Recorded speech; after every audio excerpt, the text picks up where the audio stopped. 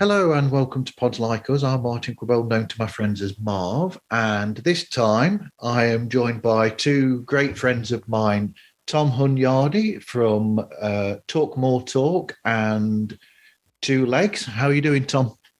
I am wonderful, Martin. Thank you for having me back, and look forward to this discussion on a film that has a very special place in my heart.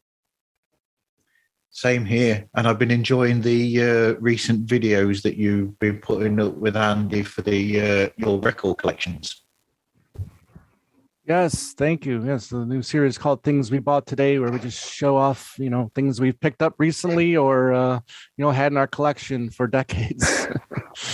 Well, I picked up from my storage unit yesterday and brought back here my Paul McCartney archive reissues. So they're all down there, the deluxe editions. Ah, very nice. And very good. And we are also joined by the acclaimed author of, he did a fantastic book about U2's The Joshua Tree. And I have pre-ordered the fantastic George Harrison book that you've got coming in, is it April, Eoghan Lyng? It should be at the end of March. It's advertised for the UK to be March 24th on Amazon.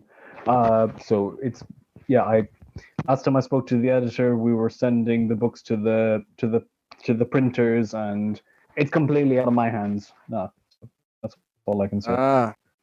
Yes, I've got mine on order as well. Thank you. George Harrison in the 70s, is it called? George Harrison in the 70s, yes. It is, yes. Yes, George Harrison. So, I mean, it is what it says on the tin. It's about George Harrison in the 70s. So we start off with him having left the Beatles and creating what I consider to be the greatest solo album of the lot. Sorry, Tom, I know you're a big old guy, but I think I've said for many decades now that All Things Must Pass is the best solo Beatles record. Okay, excellent. And then we journey with George as he starts off with the most promising solo career, and then he goes on a regrettable tour in 1974, which didn't do him any favors. It came during a difficult time in his life, during a marital breakdown and a cocaine addiction. The vocals aren't as strong as they should have been. And then from that point, we go into, he retreats to his home in Friar Park. He changes his mind on his art. It's less about comments and more about how he feels about it. Along the way, he becomes friends with Eric Idle, who introduces him to filmmaking. And together they worked on two brilliant comedies. The first was The Ruttles. The second was Life of Brian. And through Life of Brian, George. So, yeah. It's okay. I lost audio there for some reason, Owen. Don't know why. Oh dear. So, what are you actually following this up with George in the 80s as well, Owen, or is it just the 70s?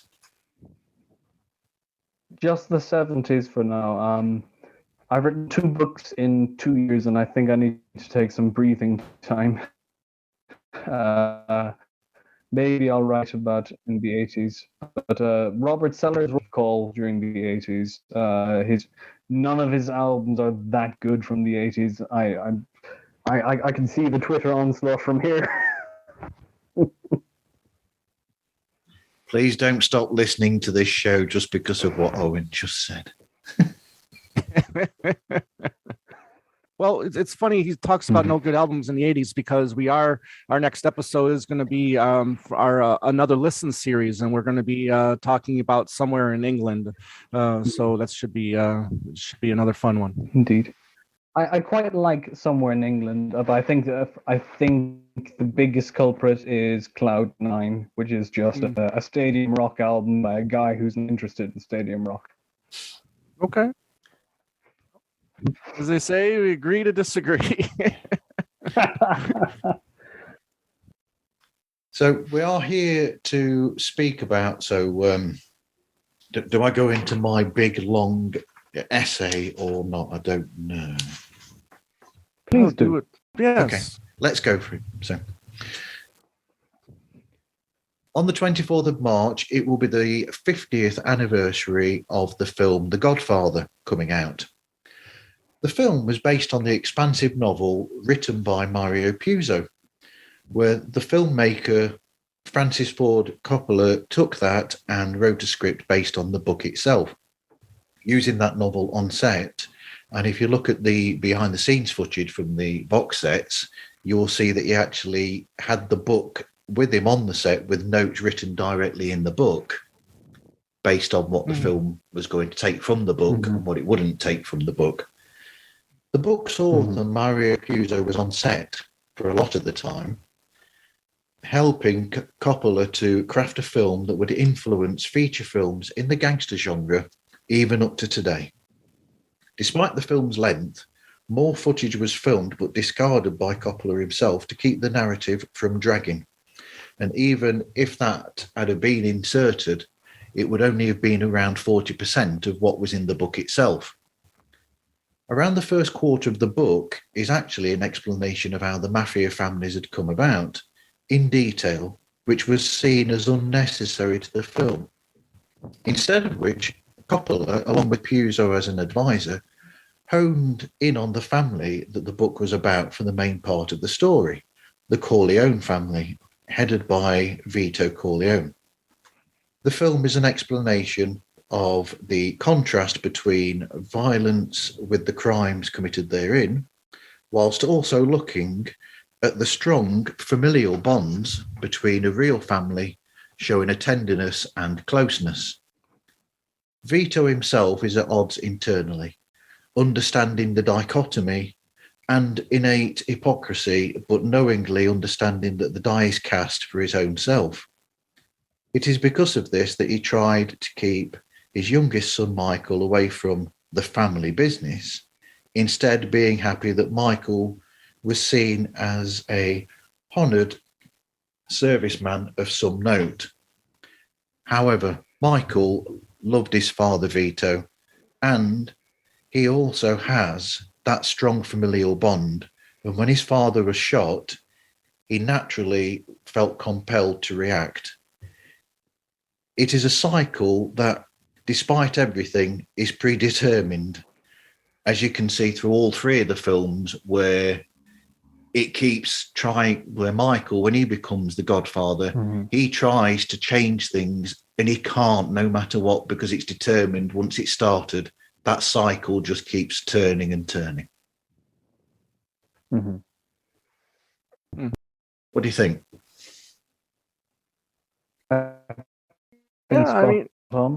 I mean, there's definitely, this progressive, attitude he has towards, succeeding and protecting his family. And we're talking about Michael as, someone that feels the need to constantly, win or, protect, his family at all costs. And, to see the transformation from film to film, it really is just, a marvel in acting. I think Al just, does a great job with that.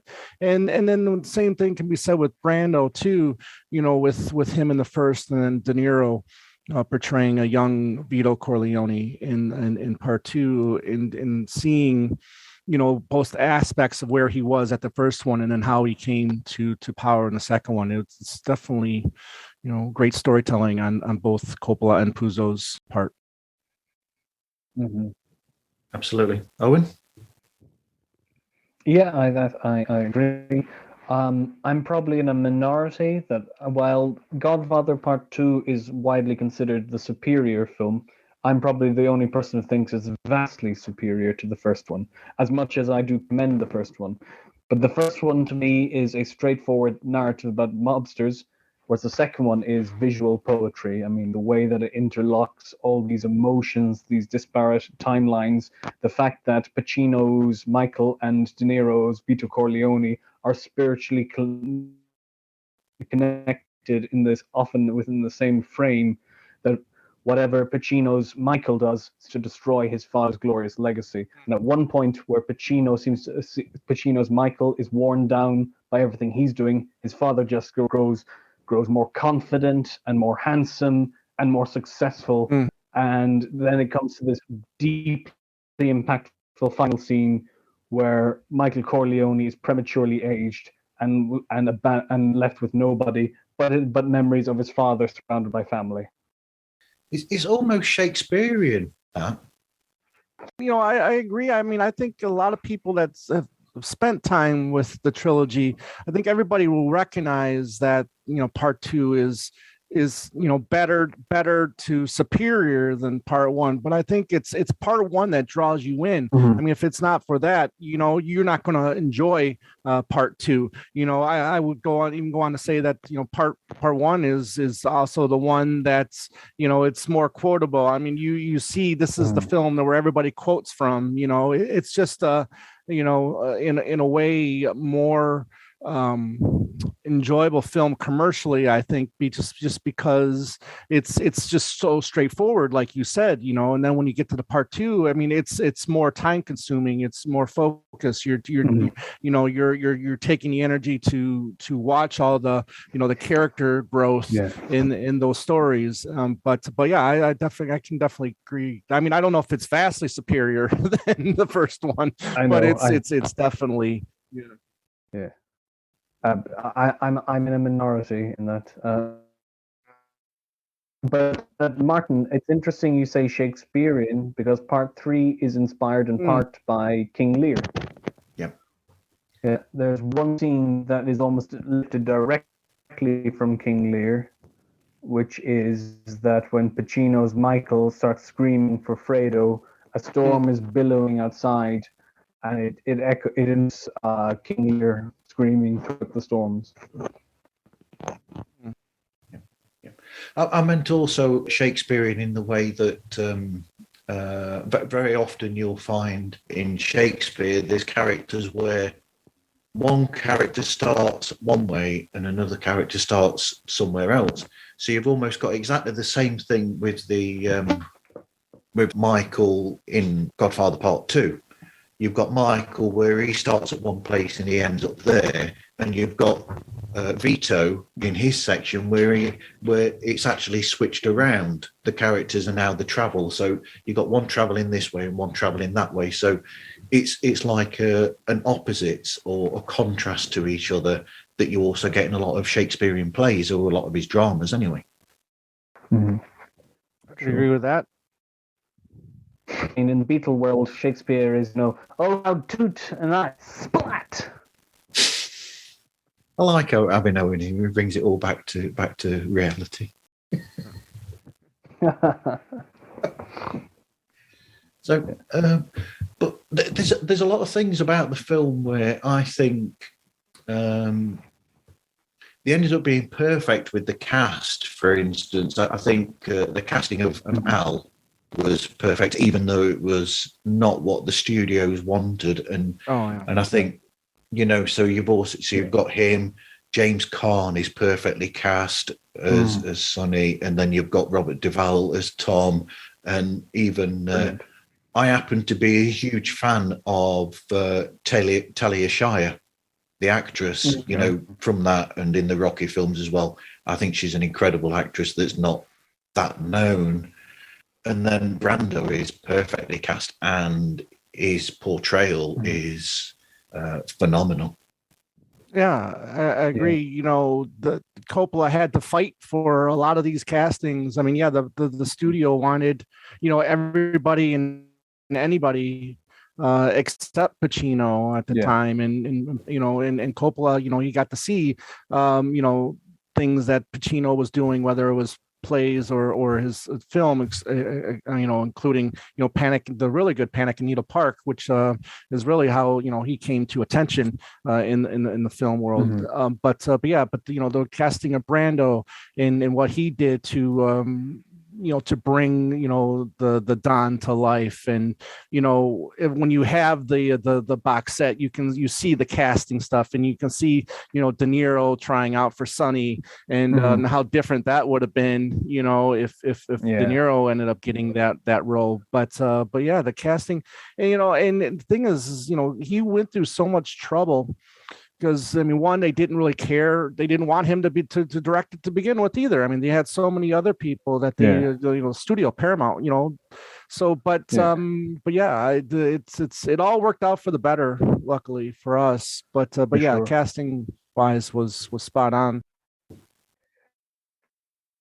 It was actually a scene with Talia Shire that helped anchor him, because the exec weren't happy with his direction of acting. So he and Shire said, "Okay, we're going to give them action."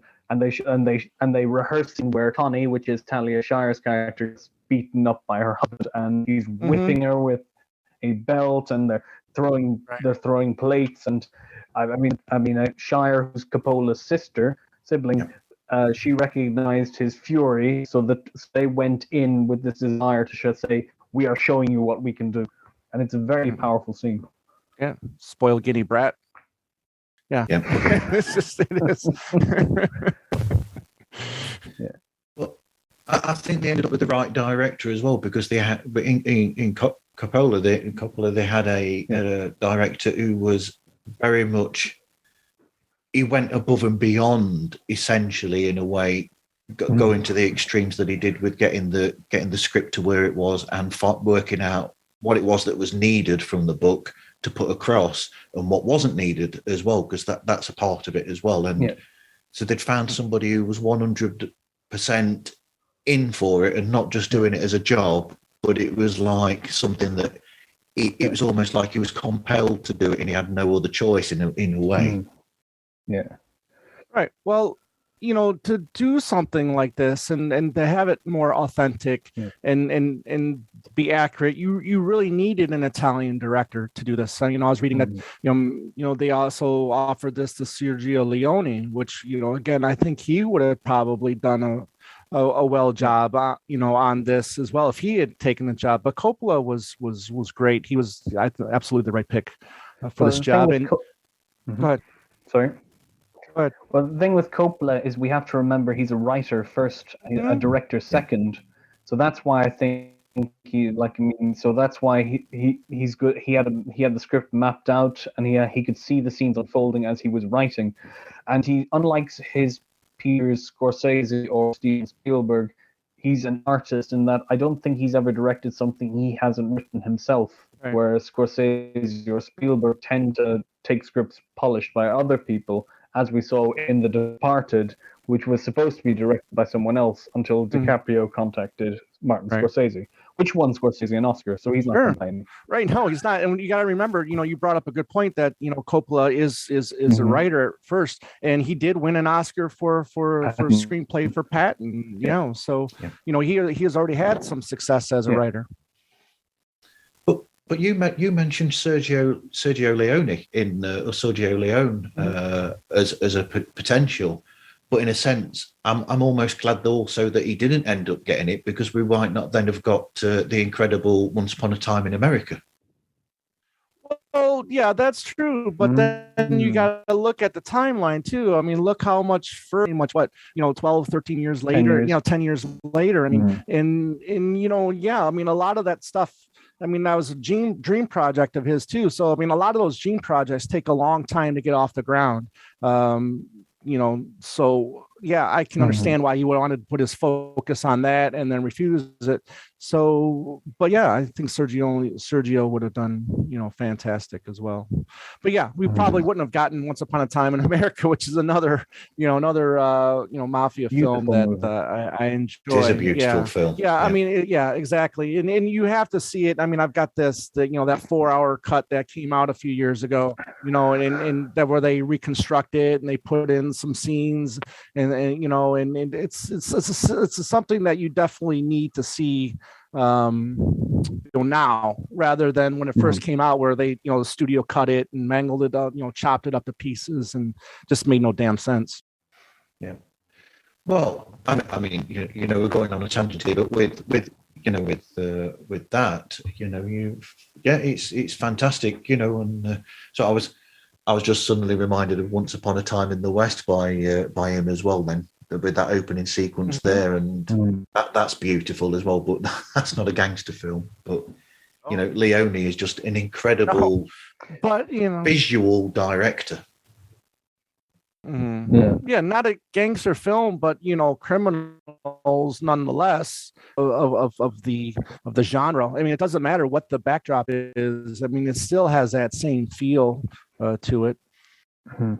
Yeah, indeed. But I do think that The Godfather was the beginning of a change in that sort of style of film, where up until then it had been, that sort of film had been a certain way. So it was, you could go as far back as probably Public Enemy, go back to the 30s and the 40s to those sort of films. And they were sort of similar, like those sort of films, gangster films and mafia films were sort of similar to that up until even in the 60s. They had that same sort of feel to them. And then when Coppola touched this, he put a realism to it as opposed to that, theatricality that was in the earlier gangster films. This time it had a realism, and a very brutal realism at that. Again, that's the beauty of having an Italian director, an Italian writer. With Puzo and Coppola both working on the script. Puzo being on set, helping writing. So I mean, that's where basically that's the roots of the film. You look at those films like Public Enemy and Little Caesar and all those 30s films, and I mean it has nothing, no feel. You don't believe that it's got anything to do with any kind of Italian family. I mean, it's got the organized crime, but it's just a completely different feel with like not a lot of character background or anything or build on characters. It's just you got these hour-and-a-half movies that got to get a point across, so so when you got something like this that can be 3 hours, you finally you'll get that feel and that understanding of what the film's supposed to be. For sure. Yeah, but you've also, I mean, I think that I look at a lot of gangster movies and television of today. I watch The Sopranos, and I think The Sopranos owes a lot to things like The Godfather as well, where you've got that family situation there, and it's almost the same, where you've got the crime and you've got what they're like behind closed doors with the families as well. So it's almost a similar thing, but a modernized version of it. Yeah. No, I agree. Go ahead. No, thank you. I think it's pretty telling that the best mobster movies that in the wake of The Godfather went entirely a different way. So they presented their leaders as much more thuggish. So my second favorite gangster film or mobster film is The Long Good Friday, which is a British film starring Bob Hoskins, in direct contrast to Marlon Brando, not garrulous and refined. He's thuggish and very East End and very, what are you doing? I'll slice you up with that. And there's a real sense of malevolent violence to it. And then Scorsese matched that with Goodfellas, which of course is a turbocharged, very punky, very, very heavy gangster film. It literally ends with a punk song with Sid Vicious, so it has that kind of turbocharged energy. So the Godfather was so prevalent that to compete with it, you had to go a completely different direction. But then Scorsese is clever with the way that he does things, because then you've got that film there, and then you've got Casino as well, which is also a mob-related film, but it's a completely different feel to the other, to Goodfellas.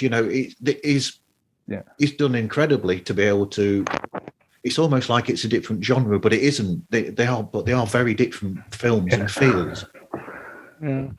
Well, the film that I think a lot of people forget in the Scorsese filmography of mob movies is Mean Streets, which again continued that mob thing after, because it's sandwiched in between Godfather 1 and 2, coming out in 1973. And again, it just shows the tightness of the unit. That it shows them being smartasses with each other. I mean, it shows the criminal aspect of it. It shows the kind of continuing the characters build or study that Coppola started with the first Godfather. I think Martin Scorsese's Mean Streets is very important to the genre because one, it's introducing Scorsese to the world. It's introducing De Niro to the world and Harvey Keitel. And for me, that's right. For me, I think that's even better than Casino, right behind Goodfellas in Scorsese's, if you want to call it like the gangster trilogy or whatever you want to call it. Because look, I can Departed is kind of like a gangster film, but it's got both aspects of it. It's got the people trying to put them behind bars, and it's got it's got the gangsters in it. So it's just not all focused on the bad guys. So say like Mean Streets or Goodfellas does. For sure. And Casino. Yeah. What's interesting is actually Coppola at one point penciled Martin Scorsese to write Godfather 2, but he was just on directing it, but had watched Mean Streets and suggested Scorsese to the executives. It was the executives who said, no, we want you to direct the sequel. And for some reason, they had an issue with calling it Godfather Part 2. I don't know why. No, I don't know why either. No. Right. Well, I mean, the sequels weren't really, a big thing, back then. Now you look at it now, I mean, everything's part 2, part 3, so that, I mean, they're really set, it's kind of ahead of its time, in that regard. Well, yeah, I mean, today we're in a world where everything is about franchise. You've got the Marvel franchise and this sort of franchise, whereas back then, like you said, it wasn't sort of like that. But when you mentioned, even like a series like the Planet of the Apes, it had titles. There wasn't, a part 1, a part 2, part 3.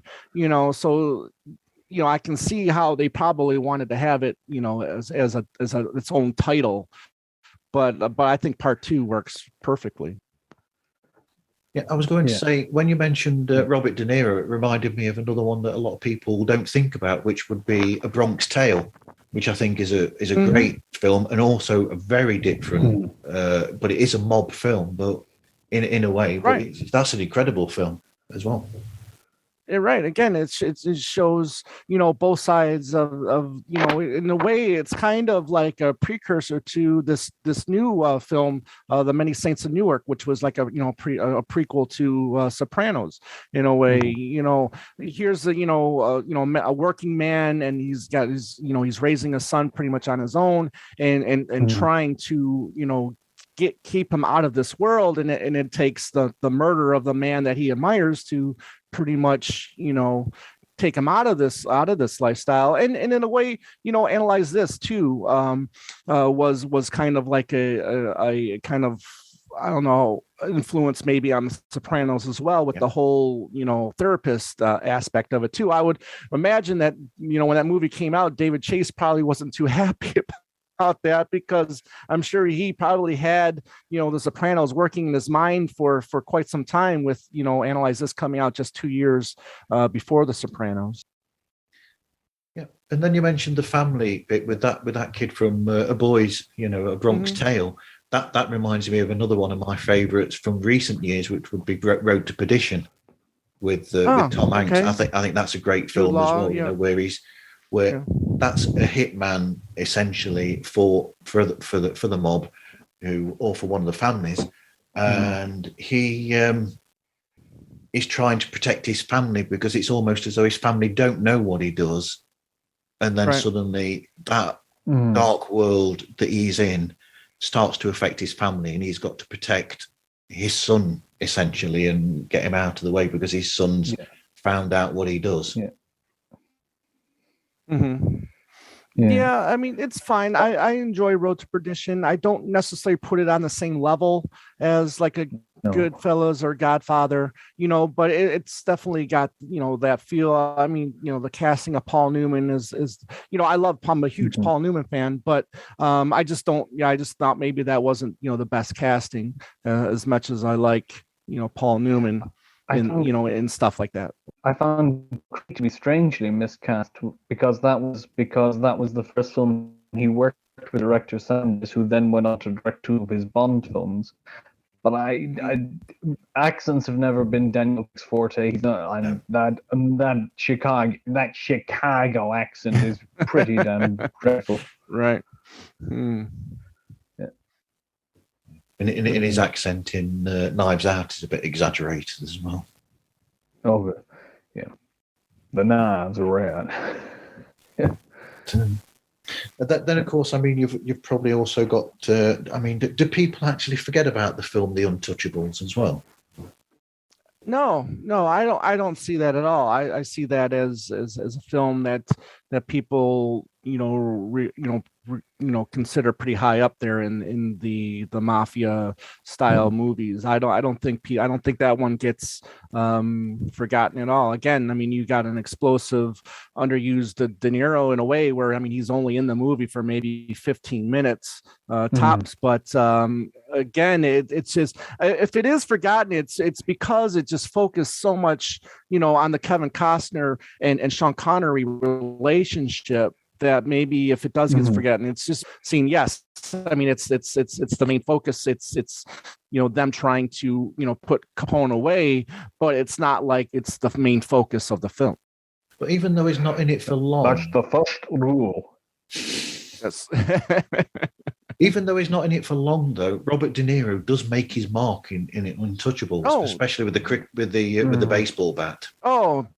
Are you kidding me, man? What do you think I carry this baseball bat around? Because but it's the speech. It's really that whole speech, enthusiasm.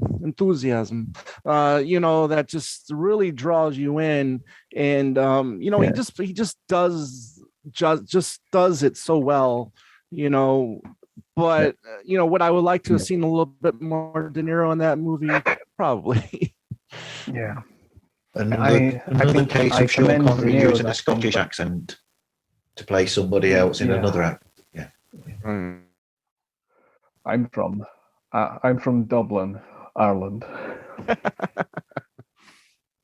Well, there's a Spaniard in Highlander. I know.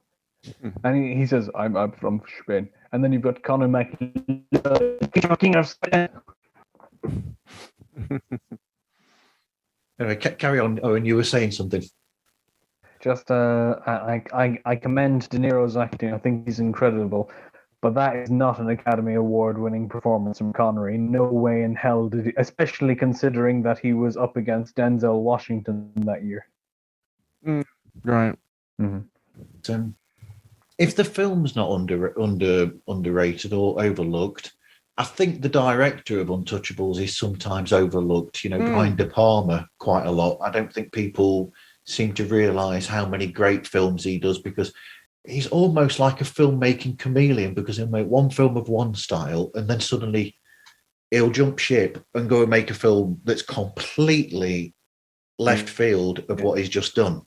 Yeah. Kinda, but I mean, you always get this in his films. I love that genre, or that group. I mean, there's that great television series that was called, there was an episode just on the slot that was called The Film School Generation, which included De Palma, Scorsese, and Coppola, and Spielberg, Lucas, and John and Milius, and in a way, De Palma kind of gets lost in that shuffle, because he's had some success with like Untouchables or Carrie, but then he kind of had some missteps too. Great films. I mean, but when people talk De Palma, they kind of sometimes miss a film like Blowout, or they miss a film like Phantom of the Paradise. So there's films that they miss of his because they're not the blockbuster hits. Kind of like Spielberg and Lucas and Coppola had, which is a shame because he's a great director. I mean, I just watched the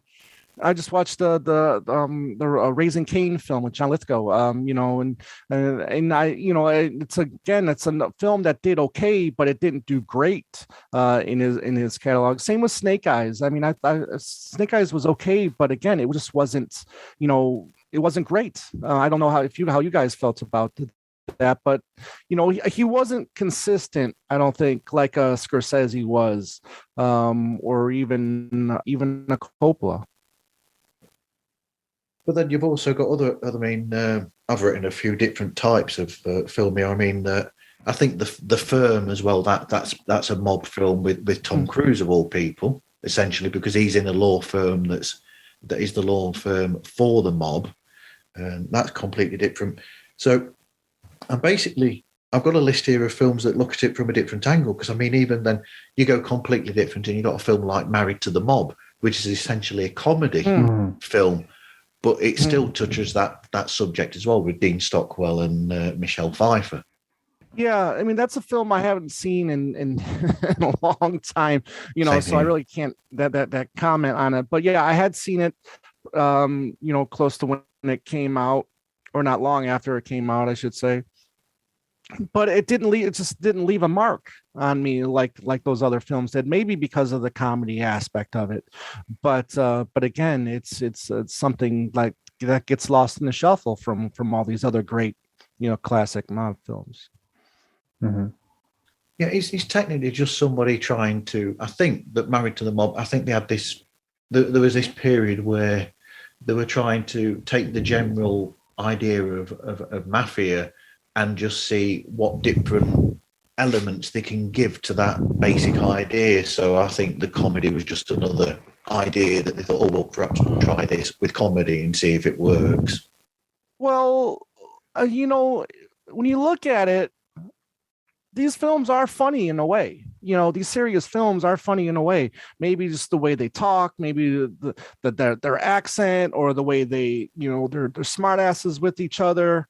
The dialogue. It is funny in a way, and then so it can cross over to a different genre like comedy. Like again, like Analyze This. I think it's very funny, and I'm sure there was some other mob movies. I mean, in a kind of a way like My Cousin Vinny is not really necessarily a mob film, but you got this Joe Pesci character that looks like he could be a mob person.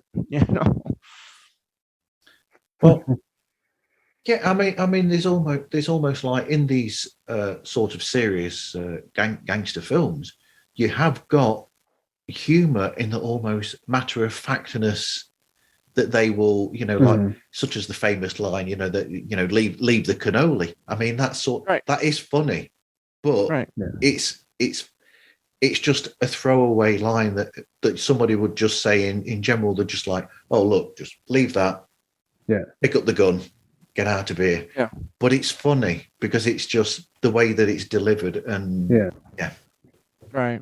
For sure. And in a way, again, getting back to the comedy aspect of it, there's times where, the violence is funny as well. You see somebody getting their ass kicked. Let's say, the fight scene in the bar in Goodfellas, where what's his name, just cool exchange is hilarious. And then you see, this mob guy that just gets out of jail, he's getting his ass kicked. And it's kind of funny because you see their faces while they're kicking his ass, and it just their expressions on their faces are kind of funny as well, and it just turns into a comedy bit in a way. Yeah, a film actually is punctuated by brilliantly comedic and dark moments. Is The Irishman, which has a lot of moments of little throwaway gags, such as near the end when De Niro's character says, "You're going to have to talk to my lawyer," and the guy says, "He's dead." Who? Right. Who got him? Cancer. Got him, right. Yep. Still yet to see that film. Another bit where he meets Harvey Keitel's character, and he says, Harvey Keitel says, "Do you know who owns the other half of the ship to bring down?" Says, no, who? Tell me, who owns the other half? No, I own the other half. Not I own the other half. The other half. Yeah. Some good bits in there too. Yes, I love The Irishman. I think it's it's very heavily modeled. That's a film that's very heavily modeled on the Godfather, especially Godfather 2, particularly with Al Pacino's portrayal of Hoffa. There's one scene that seems to be lifted directly from Godfather 2 where he's he's sitting by the lakeside, contemplating his past sins and his failings, and it seems to be. I'm sure Scorsese said to him, "This we're doing Godfather 2 at this moment," and but she goes, Right. "Oh, okay, right, oh, okay, oh." Yeah. So I'm trying to look for some comments that people have made. Some people have left comments about gangster films. Yeah, listeners. I'm doing listener feedback. Let's have a look. Okay. Are we live? We're not live. We were going to be live. I should have done that. Okay. Okay. So apparently they're rescreening them, aren't they, in the UK at the moment? The 3 films at the cinemas in a thing, and a lot of people have been going to see them recently. A bit like they've been doing the Bond films as well. And I did not know that. Yeah. So this person who's been to see it recently, he said something. What's his name? Grant Areno, who is an artist. Yeah. In Ireland as well. Yeah. But he left another comment as well. He's mentioning films that we should mention. Yeah, I did get to see a restored Godfather in theaters. I think it was in '97. They did a small theatrical run for the 25th anniversary, and that was a really fun experience, getting to see it on the big screen. Nice. You're a little bit older than me, Tom, so I wouldn't have been able to see it then. Mm-hmm. Just a little. Just a little. Just a little. I'm not sure I don't think we mentioned it during show. I think we mentioned it beforehand, but Owen was mentioning the recut of part three, which they called Godfather Coda. I mean, yes. Do you think that made a big change to the way that the film works? Does it come across better, do you think? I think the changes in pacing helped. I think it helped give an overview of what Coppola was trying to achieve. That this wasn't the third chapter in The Godfather. It was about Michael Corleone trying to absolve of sins. And again, there were a lot of overlaps between this and The Irishman. And the recut came out a year after The Irishman, which ended with Robert De Niro's character sitting in a pensioner's home with nothing to look back on but all the killings and the sins and all. And he's beyond redemption, cannot ask God for forgiveness, and he doesn't know if he can forgive himself. Mm-hmm. And I think Coppola tried to make that more apparent in this cut than it was in the original. I agree. I enjoy the pacing a little bit more with this re-edit of Godfather Part 3. So I would agree with what you said there. And I agree with the retitling of it as well, because it doesn't. Part 2 of The Godfather works perfectly, going from Part 1, going from the original Godfather to Part 2. Mm-hmm. There's too much of a distance between what's gone on Part 2 and Part 3. Mm. So essentially, it's sort of a different story in a way. So I actually prefer the fact that it's not called Part 3, but I think that was foisted on him, calling it Part 3 by the studio. I think I'd heard that. For sure, 100%.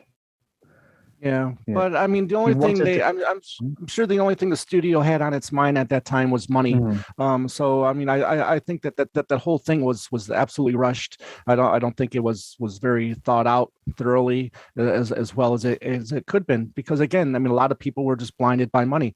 If you're dishing out all this money to Al to reprise his role, you could definitely give a little bit more to Robert Duvall so he can reprise his role. I mean, there's a lot of things that are wrong with the making of Part 3 that not necessarily a re-edit can go back and change that, but it helps.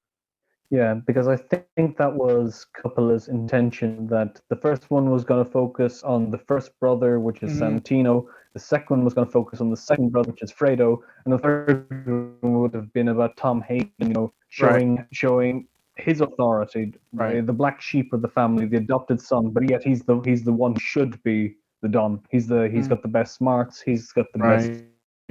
Yeah. He's got the best character. He's got the best.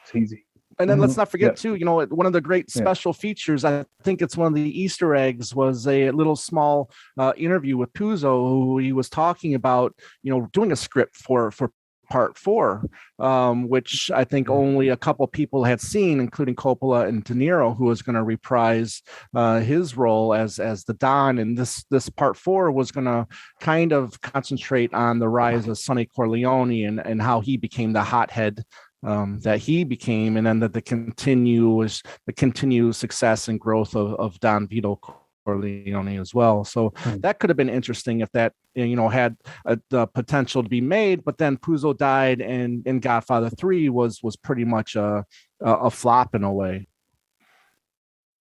Yeah, absolutely. So the message that chap's gone. I was going to say the message that the listener, what was his name again? Grant said he said to mention the films Carlito's Way and Scarface as being 2 films that after The Godfather, 2 more mob-based films with Al being absolutely perfect in both of them. Yeah, I don't call those films perfect in a way. Yeah, I think they're more like over the top. I mean, especially Scarface, I think his performance is maybe a little bit more over the top, and they're a little more exaggerated. Again, that's De Palma, so it's one of those films that De Palma's known for.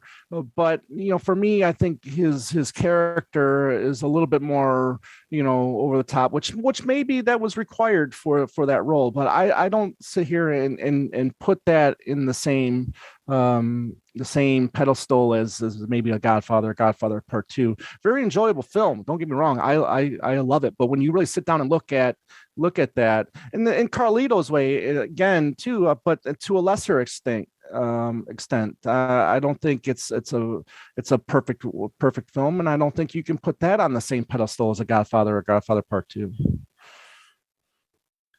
I think the biggest problem with Carlito's Way is Pacino looks a bit too old. I think he was 50 when he made the film, and he's trying to pass off as 35. And right.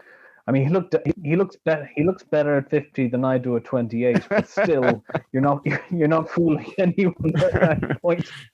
Right. Yeah. Jet black hair doesn't always solve the aging problem.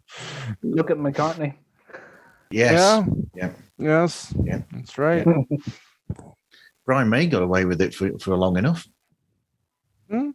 Yeah. Brian May gets away with everything. That's because he's good. He's very good. But, I'm trying to think of television series as well, such as The Sopranos.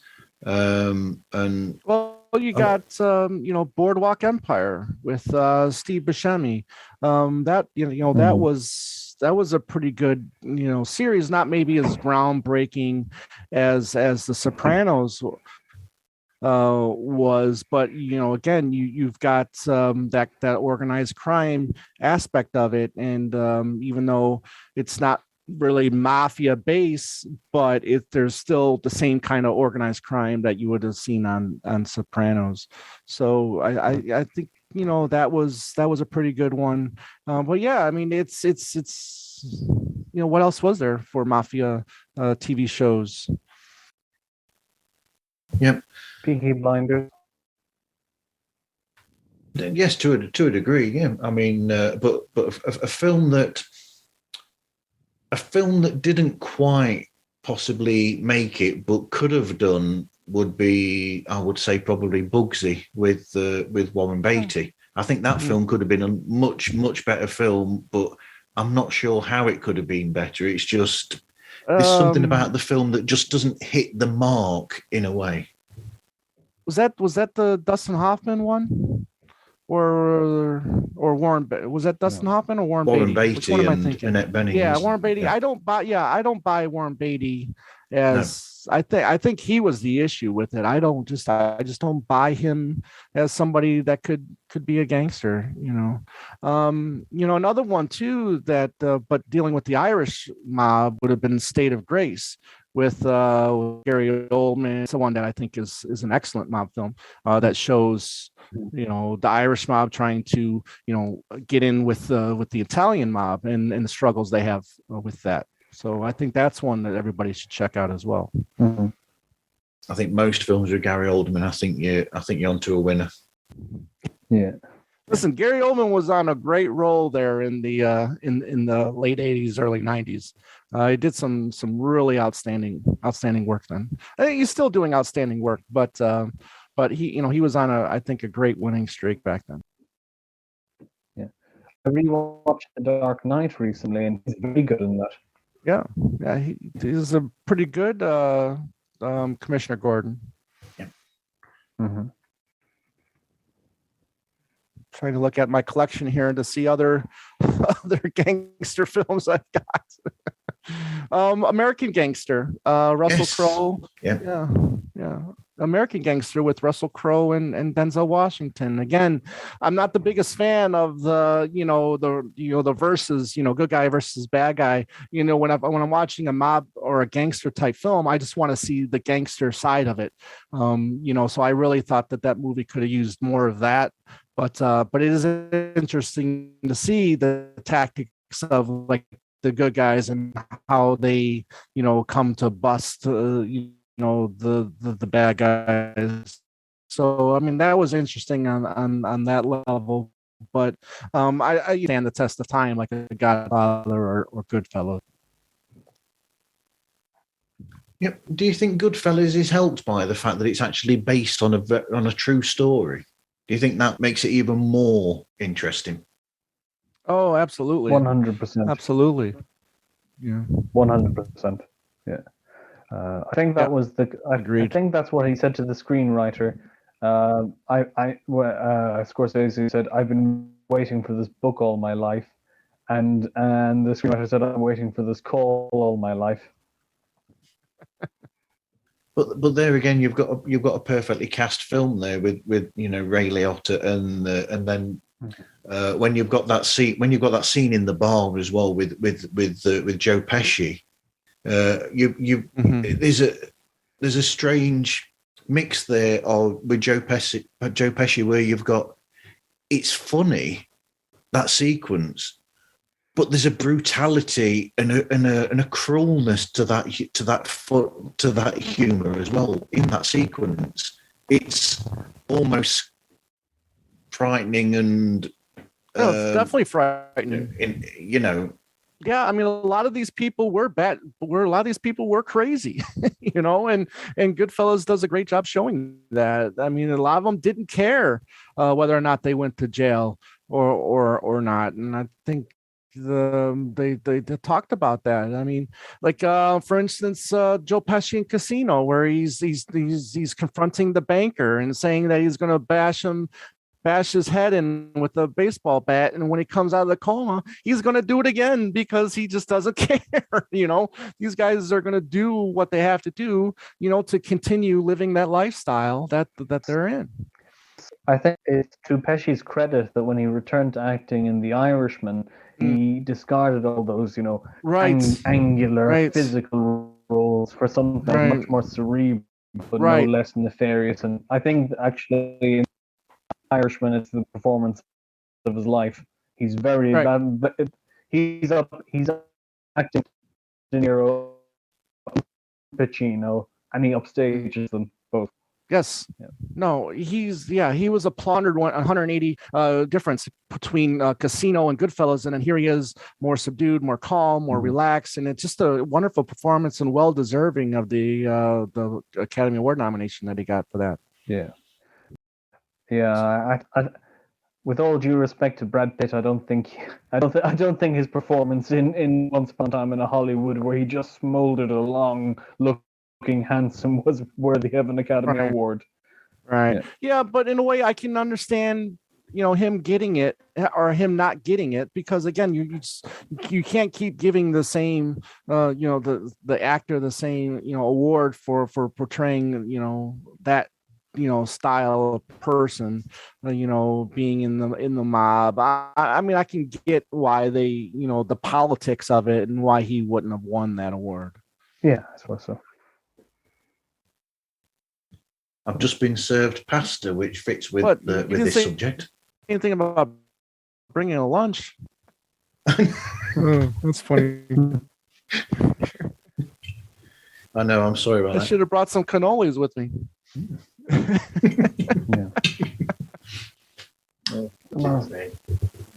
I'm thinking everything. You so thin. Yeah. Governor Corleone, Senator Corleone. There just wasn't enough time, Michael. We get it. We get it.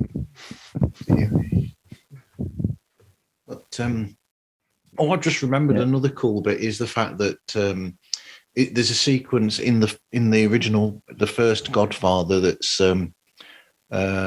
completely. He made it up on the spot, didn't he, James Caan? The bit where he chases them, and where he runs out the car and he chases them across the road, doesn't he, or whatever? And he actually made that up on the spot, and where we get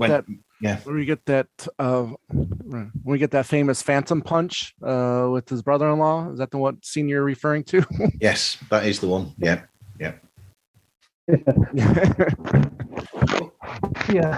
I mean, everyone goes on about the Irishman being that scene where De Niro kicks the crap and barely touches him, but Caan is 50 years younger and he's barely raising his leg.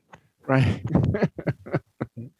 That was a very, very tough scene to watch. De Niro and the Irishman, kicking the store worker, the owner of the store, and it was just, him just giving it his all, but just didn't look natural at all.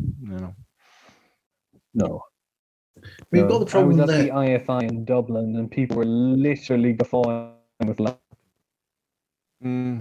But then you've got the problem there that because they're using de-aging technology and they're making him play the younger version of the character, right? He's got the physicality in real life of the age that he is now. So essentially, he can't actually do that. Where what they could have done is they could have filmed that differently and then superimposed him over a person.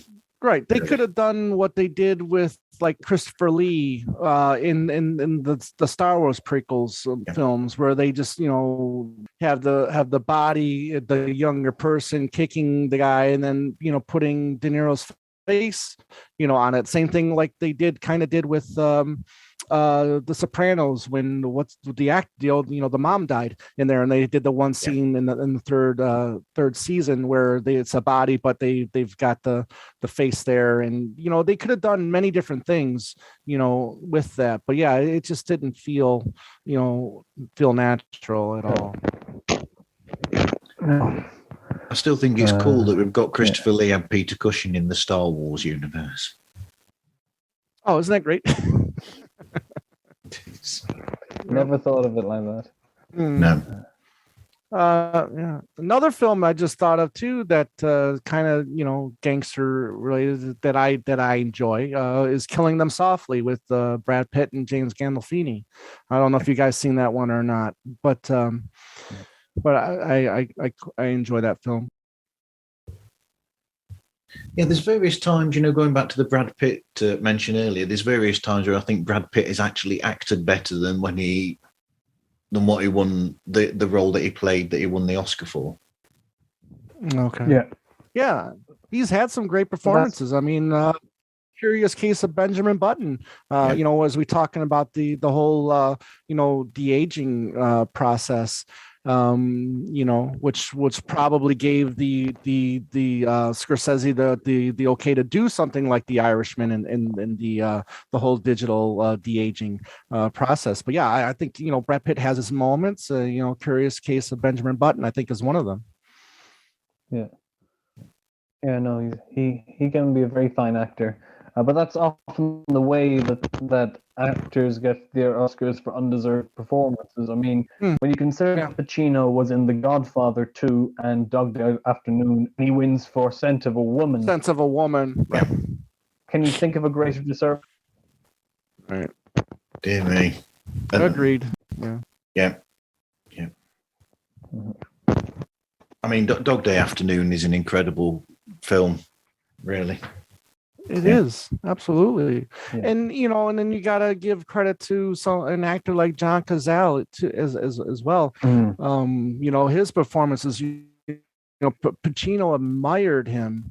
A lot of those method actors admired. Yeah, exactly. He wanted to go what country? Let's go to Wyoming. I think he said or something like that. But John Cazale, I mean, is perfectly, I think, casted as Fredo in the both 1 and 2. He's the emotional linchpin of part 2. Cazale only made 5 films, but they were all nominated for Best Picture. All His last film was his last film was The Deer Hunter, and he was racked with cancer, so the execs weren't sure whether to cast him. So De Niro personally paid for the insurance himself. That's right. Which I think that's a. And when De Niro was asked about it, he said, it's what friends do. It's what friends do. It's what friends do. That's right. Yeah. Well, he wanted to work with him so bad. I would maybe have done the same thing. I mean, everybody respected him, in the business, so absolutely. Yeah. It is hard to see him in Deer Hunter because he's lost so much weight. And he does right. But he's perfect in all of those 5 films. He's incredible in all of them, and they are all so different roles as well. They're completely different to each other. The role that he plays in each of those 5 films shows such an incredible versatility. Yes, agreed. And it's too bad we lost him so young. I mean, I see now if he had the opportunity to work, another 30, 40 years, the work that we could have admired from him. I think the possibilities are endless. I mean, I could have seen him winning an Oscar, or winning awards, or being noted as one of the great character actors, because that's essentially, I think that's what he is. I mean, he is a wonderful character actor that is a craftsman, and he understands the art, and he just and that's what all it is. It is an art. Let's just focus on what we're that role, and he's always in that role, and I think that one of the things I admire about him. Yeah, sure. Even the way he plays Fredo in the 2 films is very different. He goes from being naive but well-meaning in the first one to just being thunderously pathetic in the second, even pathetic to himself, and he brings on that arc, and his one of redemption, which was the side of Roth, backfires, and even he at his most pathetic, it's not able to change Michael's decision from assassinating him. Sorry, listeners, for the spoiler. Yes. But then you've got that's the character growth. That's the growth of Fredo as a character, where it's natural that after what he'd put into what he'd actually caused, essentially in the first film, with Vito being shot, he'd actually caused that to happen, and then the way that Cazale actually played that was perfect, because then you could see slowly through the rest of the first film, and then through what happened in the second film, his character got more and more haunted by what he'd put into place, and you could actually see that in the role that he was playing in Fredo, that he was constantly getting worse and worse and falling deeper and deeper and deeper down the well of blaming himself for this that had happened, and the regret that he felt. Not only that, Yeah, not only that, I mean, what happened? I mean, he's getting stepped over as well by, he's getting, Don, Vito chose the younger brother over him, so he's got to deal with that as well, let alone the fact that he, was there and wasn't able to protect his father. Yeah. But that's why I say that those films are perfectly cast. A brilliant printer. Say that guy, no one. Indeed. I'm just saying a brilliant consummate artist, and another weird casting was the actor who plays Frankie Pentangeli. Who was only cast at the 11th hour because the actor playing Clemenza wouldn't refuse to reprise his role. Well, you wanted Coppola wrote an entirely new character. Right. He wanted to write his own words. He wanted to write his own dialogue. That's a weird demand. Right. Talking as a writer myself, there's nothing more insulting than someone saying, "I want to do your job." It's like, yeah. Although there's always the famous time when Harrison Ford tried to tell George Lucas about his dialogue. Same with Mark Hamill. I recently watched a bit on with Mark Hamill. He was on the Tonight Show and he was talking about this terrible dialogue that George Lucas wanted him to say in the film, and he just flat out refused to do it. Wow. Yeah. Wow. That's Lucas is a very good storyteller, but he's not a very good script writer. Oh, no. That being said, one of the most powerful scenes in the original Godfather was directed by George Lucas. This montage, which is interpreted with pictures of clips and a piano and murders, that was put together by George Lucas. Yeah, I mean, he was a member of that Zoetrope tribe back in the early days. He was. Yeah. But the one thing that goes against him is he told Coppola during making of when he saw Godfather 2, he said to Coppola, "You've got films, ditch one of them." And you think, do you miss the point? That is the point of the film. There's two disparate stories going and different, coming together at the end. Right. Yeah. Well, what you mentioned there, I mean, going off on a tangent there with the relationship that all these directors had with each other. You've got that with Spielberg with Jaws, where was it Scorsese who suggested the way to kill the shark? I don't know. I think it was one of them that suggested it to Spielberg. I don't remember, but you do get a sense of a lot of them. Yeah, you UV sets.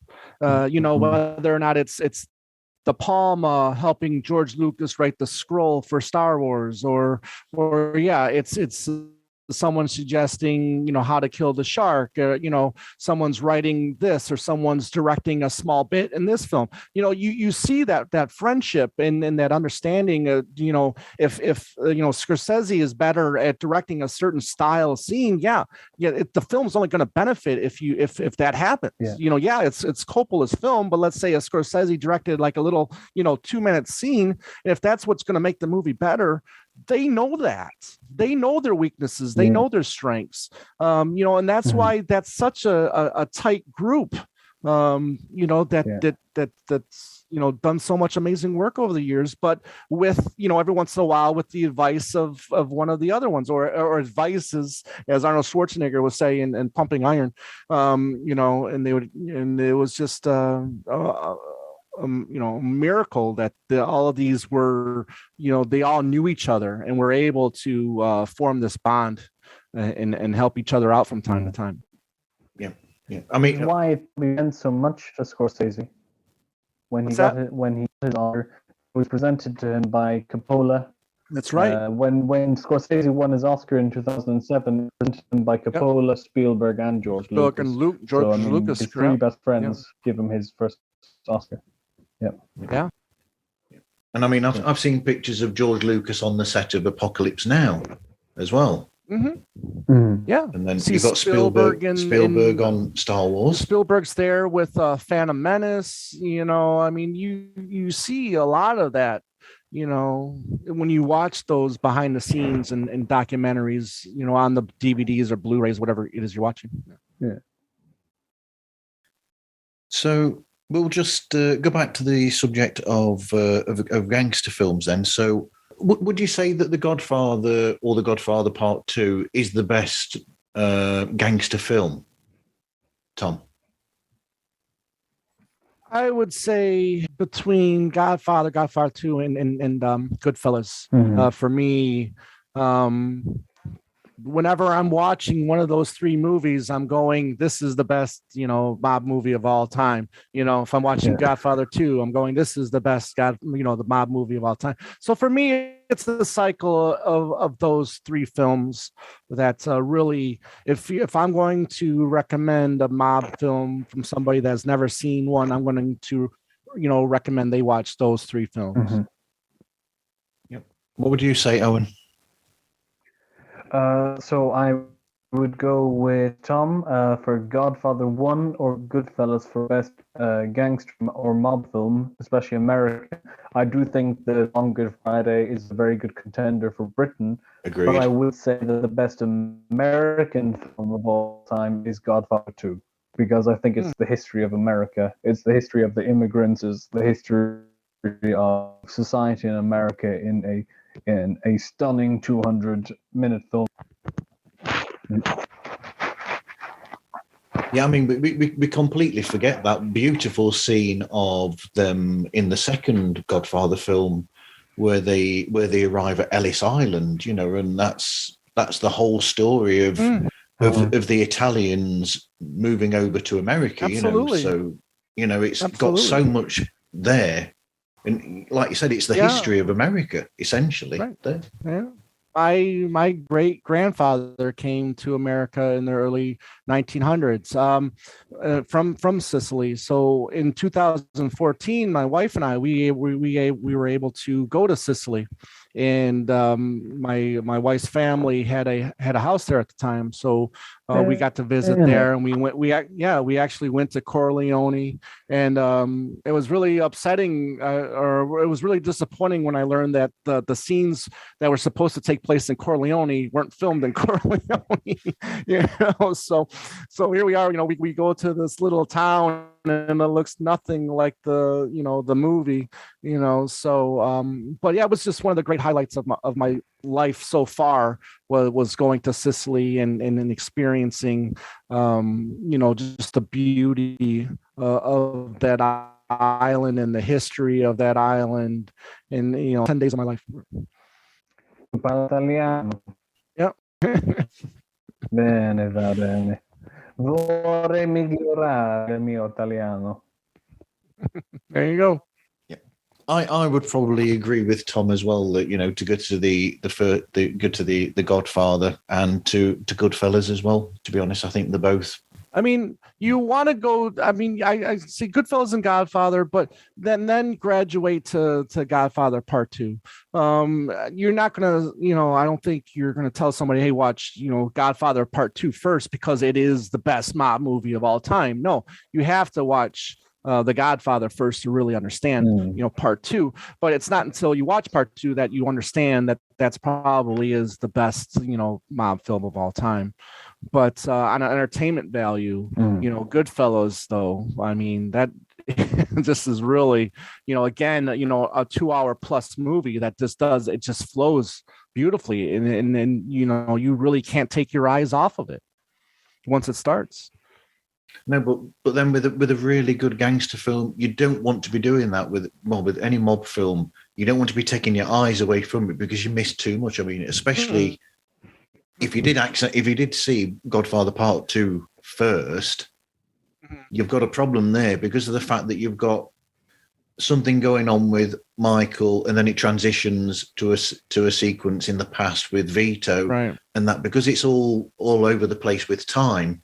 There's a problem that if you go away from the film you'll lose track of what's going on. But I think you find that with all gangster films, you have to stay there from beginning to end, because there's little things in all the best gangster films that you have to keep your eye on to see these things come through. That something will happen in the films that affects the end of the film. You need to see it all in one go, and you can't take your eyes away from it and miss anything. Right. And I think that was the issue with the TV cut of The Godfather, when they brought part 1 and 2 to TV and they did it chronological. It just takes the whole feel of that movie to, away. It just doesn't have the same, the same power that the rawness and that that they have when they're separate. Yeah, he brings all these new deleted scenes into the film, but that doesn't help that edit at all. It's great to have those scenes, but it's just a completely different feel. Yeah, absolutely. So anyway, Tom, what are you up to with Talk More Talk and Two Legs? What you got coming up? Thank you, Martin. We got, again, like I said earlier, we've got the new show coming up next week with, as we film this is March 15th.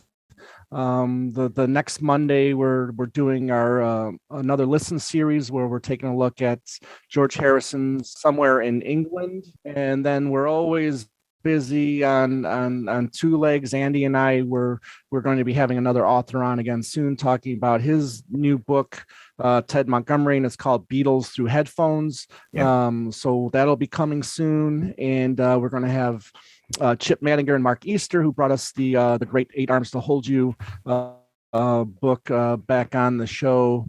And we've got plenty of stuff going. Please check out our YouTube channel, Two Legs, a Paul McCartney Podcast. Please subscribe. We're getting close to our goal of 1,000 subscribers. So please check us out there. And then Talk More Talk is on YouTube as well. So you can check us out there, and please subscribe. Okay. And Owen, plug the book and your books and what else you're doing. Oh, thank you. So I have 2 books. One is on U2, not my 2 co-hosts, but the band U2, and the other is about George Harrison, who produced The Long Good Friday and played guitar in a band in the 60s. You might have heard of them. And the George Harrison book is coming out in a matter by the end of the month. Thank you very much, guys, for today. That was fun chatting about a great film. Thank you for having me again. Yeah. Thank you. Thank you. And thank you, everybody. You can find Pods Like Us at Instagram, Twitter, and on TikTok just by looking for Pods Like Us. But until next time, thank you for listening, and hope you listen again to another episode of Pods Like Us.